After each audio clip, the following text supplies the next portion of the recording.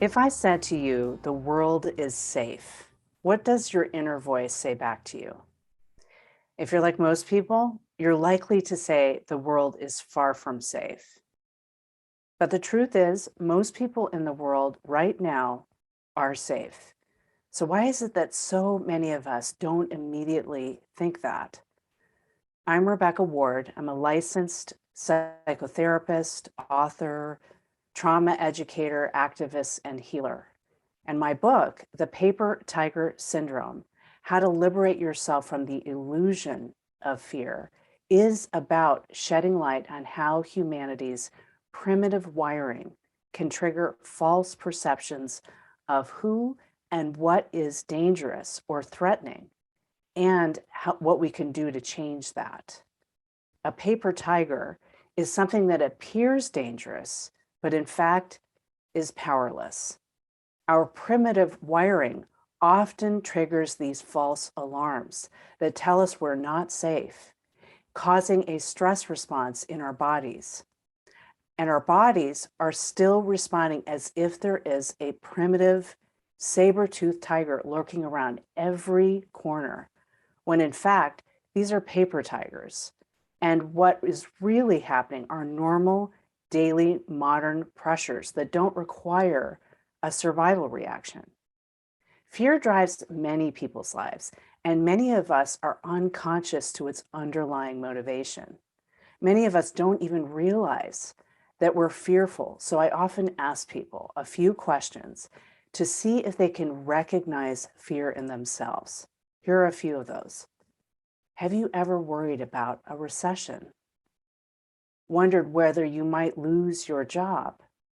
Can you ask for what you need without hesitation? Or do you repress your needs?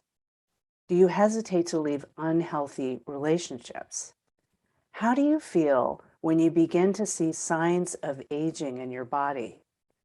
Have you ever ruminated about contracting a serious illness? When you vote for a government official or a politician, are you afraid of what might happen if their opponent wins? These are just a few examples of how fear can keep us small, drive decisions in a different direction, keep us feeling isolated and divided. Fear can also wreak havoc on our long-term health. In fact, for example, nearly 2/3 of all Americans have an underlying health condition, such as diabetes, cancer, and heart disease. And daily stressors have been shown to be a major contributing factor to these conditions and other major diseases and our mental health. A study that began back in the mid-80s at Kaiser Permanente, called the Adverse Childhood Experiences, or ACEs for short, has shown, that nearly 2/3 of adults report that at least one traumatic experience happened to them in childhood. And within that population, 87%, there's an 87% chance of having two or more tragic, traumatic occurrences happening to you in childhood. And according to research conducted by ACEs Too High, an online research portal, these adults are far more likely to experience adult onset chronic disease, such as cancer and heart disease, as well as mental illness and being a victim of violence. These traumatic indicators are responsible for a significant share of workplace absences, rising costs in healthcare, increases in emergency room visits, mental health crises, and criminal activities.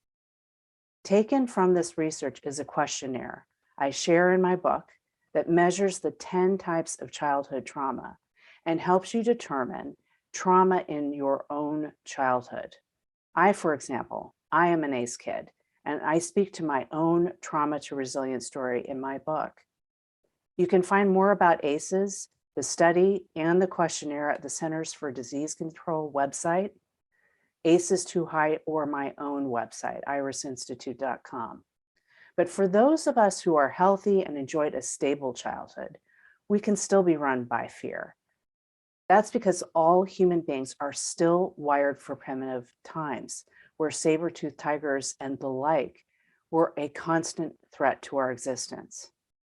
We can still feel a deep and abiding fear in our bodies and not be consciously aware that we're even afraid. The human body is not designed to function at the rapid pace in which our modern world expects of us. And that is why we are experiencing an almost constant state of stress and anxiety. Inside your body, your nervous system and your primitive brain are still running the show. And just like in ancient times, the nervous system is in constant communication with the primitive brain to determine if there are potential threats around us that need our immediate attention. For example, I might say to myself, is it safe for me to speak up at work? Can I have a difficult conversation with my partner about my feelings? Will a child tell their parents what's going on with their grades at school? These and other countless examples of daily stressors are all challenging, but perfectly normal moments in day-to-day life. But your nervous system will continue to falsely perceive the discomfort as a real threat to your survival until you teach it otherwise. So how do you tame that? How do you tame that inner tiger? The answer lies inside you, your nervous system. We are much safer than our nervous systems imagine we are, which is why we need to teach it to differentiate between perceived modern stressors and real imminent threat. If you can think about the basics of a car and how it transports you around, your body's nervous system is very similar to it. Our nervous systems have a gas pedal, what we call the sympathetic part of the nervous system, that helps us take action in the world. Anytime we're moving, for example, we're accessing the sympathetic part of our nervous system, or the gas. The nervous system also has a brake pedal called the parasympathetic. And when we ease on the brake, we slow down, digest food. This is the part where it allows us to sleep. That's the parasympathetic, the brake. And if we are experiencing a lot of stress, anxiety, racing thoughts, reactivity, defensiveness, anger, we're in chronic high sympathetic charge. We have hit the gas and pressed it all the way down to the floor. And sometimes when we attempt to slow down, hit the brakes, we crash and burn. High pressure jobs often create these responses, and where we end up using our weekends to catch up on sleep, or we end up experiencing total burnout. This is where the gas and the brake pedals are on at the same time, full throttle, causing you to grind down your engine. A regulated nervous system keeps us in a healthy window of energy increasing, the sympathetic, and energy decreasing, the parasympathetic. Those are two in balance when we're regulated. And we know we're balanced and regulated when we can adapt to any situation, even the big stressors. Only situations that indicate physical danger or the potential for physical danger should trigger a survival response. And in those cases, you need the autonomic nervous system to take over and react instantly, using its determination of the best survival strategy for the situation, either fight, flight, or freeze. In most cases, your primitive survival strategies just aren't appropriate for day-to-day life stressors. Stress hormones that kick in when the primitive brain activates a survival strategy, which compromises your health, and it limits your ability to think and respond clearly. In routine situations, you need to be spacious, well-regulated, and able to respond from your prefrontal cortex, the higher order thinking brain.